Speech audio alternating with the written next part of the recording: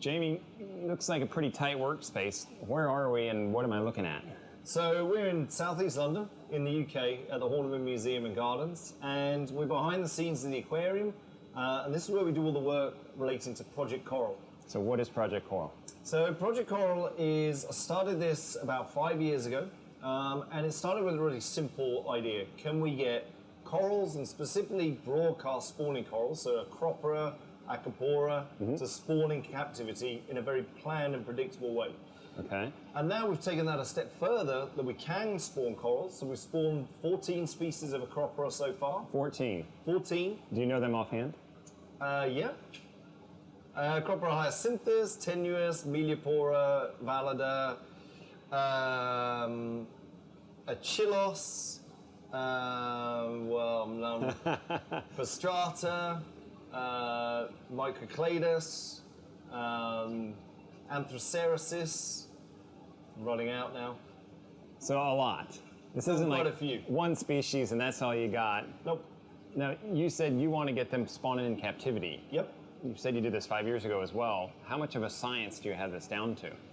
So what we're trying to do is put as many different facets that might trigger spawning out in the wild and basically replicate those in glass box of aquariums. Okay. So we've probably triggered over 100 colonies now to spawn. 100? Yep. Different colonies across those 14 species.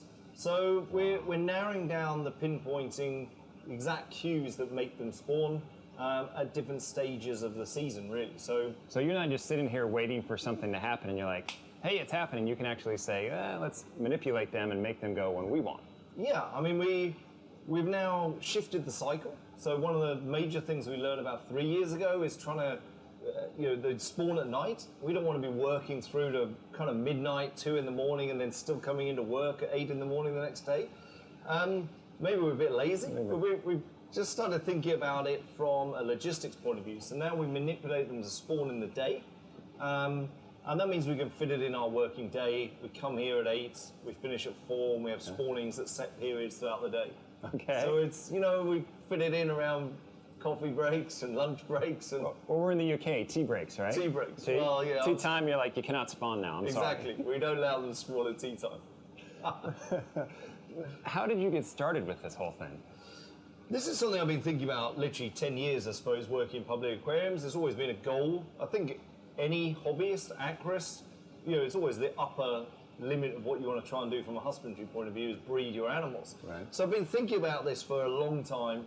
We put things in place in 2012 and it's gone from there really. And we've added more complication and sophistication to the systems as we've gone along, and we've learned things, we've added more facets, yeah.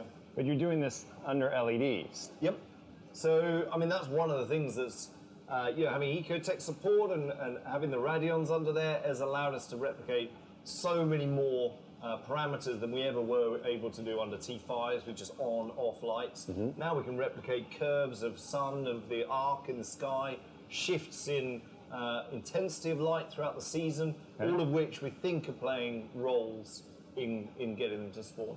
So you spawn them. Talk me through what it takes to get them to spawn in here. It takes several months. So egg development is anything from 3 months right the way up to 6 months. So it takes a long time for the coral to produce the eggs. Okay. As we get closer to the spawning time, the eggs change color. So that gives us an indication of which day they're going to be going and which time of day based on the species. Yeah. So we do a lot of research looking at what are those parameters and what are the characteristics of that species in the field, out in the wild. And then that gives us our time windows in which we need to focus on each species. Wow.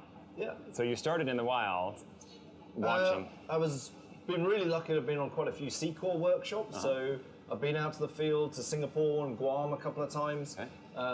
And that's taught so much. One, about the in vitro fertilization, but also, you get in the field, you see the spawning, and you start thinking around the environment that those corals are in, and then start thinking about that, trying to replicate it back here, yeah. So you've gotten them to spawn. What does that look like in terms of how do you know when they're going to do it? Okay, so the egg development shows very distinct changes. First, they start off very small and white, and then they get How do you know bigger. they're developing eggs even? We break a branch off. Okay. So you snap a branch off and just look through the cross section, okay? Okay. It takes a while to get your eye in. With the naked eye, it's quite difficult. Once they are pigmented orange and pink, then it's pretty easy to see with the naked eye. Okay. But we've got a microscope suite downstairs, so we check under the microscope. We do a lot of imaging.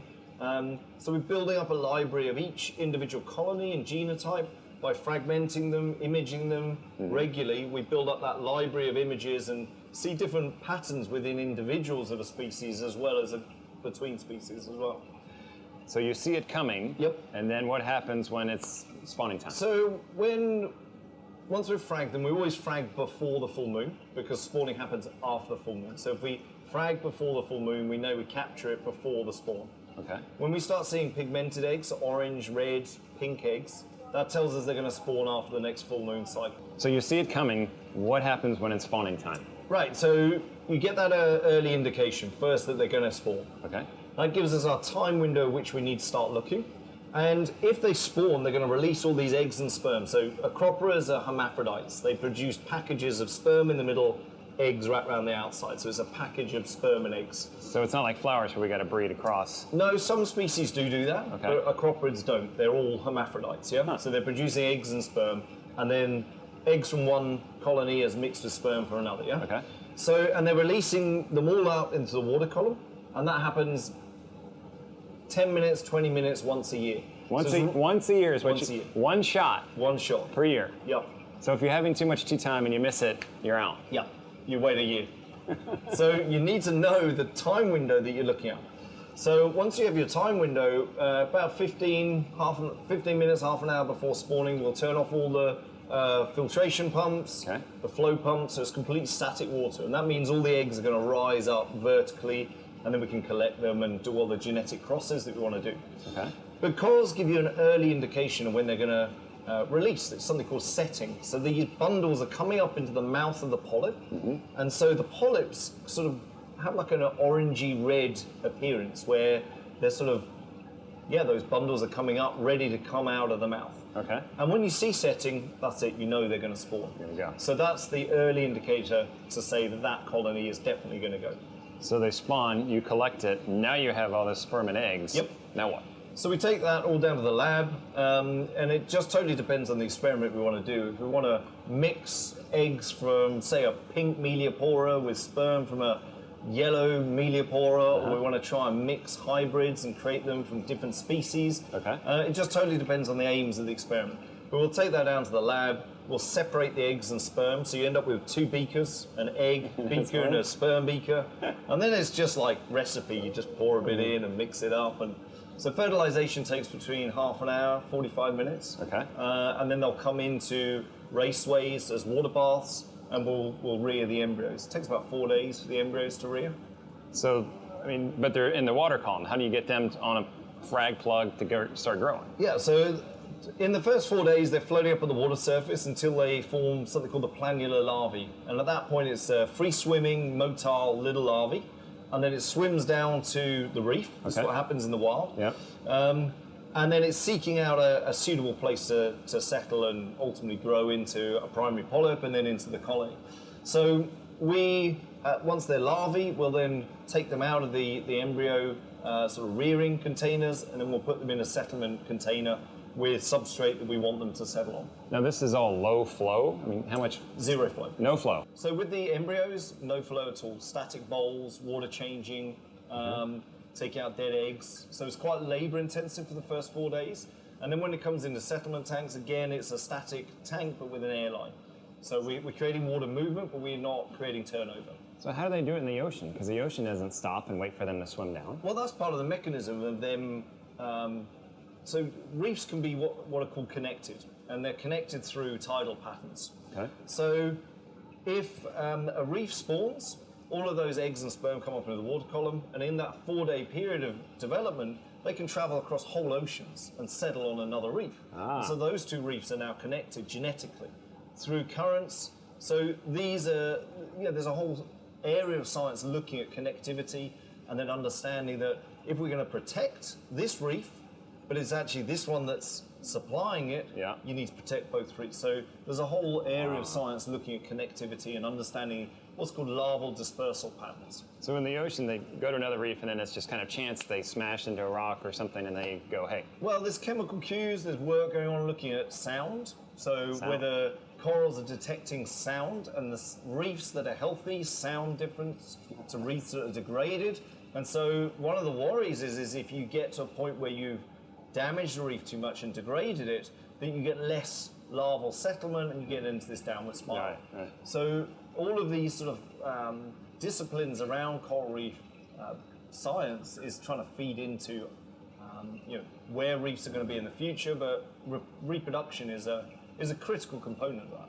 And you said you were crossing species, so you don't just have all millies and all tenuous. We've started work on that last year and trying to understand where the tolerances of that lie. So we know corals can hybridize in the wild. So the best known is in the Caribbean, you have a Cropra palmata, a Cropra cervicornis, and then the hybrid of that is a Cropra prolifera. So that's the offspring of those two species. And Humulus, Acropora humilis, is now regarded as a complex because there are so many hybrids have happened within there. So what we're trying to do is look at which species can and can't cross and where the compatibilities lie. So what kind of crosses have you created? We've created Meliopora and Anthroceresis crosses. We've looked at Meliopora and Hyacinthus, Liriopes granulosa. Any kind of color morse or wild patterning? We don't know yet. Don't know. That's it's too early to say. We started this work at the end of 2016, so we're only Pretty new. 5-6 months into that. So the spat are still really small, Okay. and it won't be until they kind of hit a year that we start seeing what that adult characteristic is going to look like. So It's where exciting stuff though. where are you getting your mother colony, so to speak? So we've got 5 systems. 3 of those are based on Australia. Okay. One of those is based on Singapore, and then the other one is a spat grow-out system, which we've just put in. It's fairly fresh. So that's going through maturation, but that's where all our youngsters are going to be growing out. And these look like pretty simple systems. You got a skimmer, you got a refugium, and a light, and maybe a phosphane reactor or 2? It's nothing that would look out of place in someone's home aquarium, right? Okay. Principles are exactly the same. It's just good husbandry. Think about water chemistry and keeping that exactly where it needs to be all the time. But yeah, my hope with Project Coral is that we create the foundation that people can be doing this in their home aquariums. I genuinely think people will get there. They will be breeding their own corals in 5-10 years down the line. And you've done this with not much space. I mean, it's pretty narrow in here. Yeah, we're having to think around space constraints a lot, Okay. and how to maximize that and make the space work to its maximum efficiency. Okay. Now, what's with the curtains? So one of the system behind us here, this is an Australia system. So the sun has set out there. So that's why this is dark behind us. Normally when it comes to sun setting, we'll drag these blackout blinds, and that way we're manipulating and controlling the light environment, or the lack of light, during the nighttime. We don't want light pollution from daytime in the UK affecting spawning time. But these guys if they've been transported to UK, can't you get them on UK time? The problem is we don't want to have them on UK time because that means they'll spawn at nighttime for us and we work late into the night. Okay. So we're trying to manipulate them to work with our time schedule rather than working with what goes on in the wild. So you do that by keeping them on Australia time? We've added a couple of hours to that for reasons. So Okay. It means that we get a little bit of light in the morning, that we can do all our maintenance, we see what's going on, and then it sets. At the moment, it's setting about 11:30 in the morning for us. So then these come down and These you block come down and block out all the light. to keep them on that night cycle. Yep. Okay. And this system we've got 6 months before spawning, so it doesn't matter too much. These are up, and we're talking now in front of it. So it doesn't matter. You That's not throw going to them affect off. anything. No. But as you get closer to spawning, then you got to be more religious about time. Definitely. Yep. Okay. Jim, you got a lot of gear here. You got equipment. You got salt needs. How do you keep this place running? We've built the research project over time, and it's only been possible through amazing support from Ecotech and Triton and D&D, providing equipment that allows these systems to run. Okay. We've applied for research grants to help expand and build some of the tanks and infrastructure. But yeah, we're really reliant on people donating to the project, believing in what we're trying to do with the research and allowing us to expand and continue developing it, really. Well, you've come a long way in a short amount of time. Do you see yourself getting to the point where you're spawning corals, putting them back on the reef as restoration? So we've just started a project with Florida Aquarium where we're doing exactly that. Stuff we're learning back here in London. Okay. We're directly taking those techniques for a massive conservation restoration program that they're running out in Florida, focusing on the Florida Keys and looking at Cropper cervicornis is the first species we're going to be working with. So it's always been the idea that we can learn a lot back in London, but we're never going to be sending corals back from London to the reef. That makes no sense. Okay. But we can learn techniques that allows conservation and restoration programs to really upscale the effort of rebuilding reefs. Got it. And you're doing that not only backing from manufacturers, but hobbyists, everyday people believing in what you're doing. Absolutely. And we feel like we have come a long way in the short period of time we've been running it, but there's still so much more to understand about it. The next step is, we really want to start learning about omics and some of the big questions right down at the genetic level that's making the corals tick. Right. What are the environmental parameters and what's the consequence of that at a fundamental level in the coral? Well, keep up the good work. You've come a long way. I'm definitely impressed by this. It's good to see companies getting behind you, and certainly want to give you guys as much support as I can as well. Absolutely. Thanks, man. Cheers, man.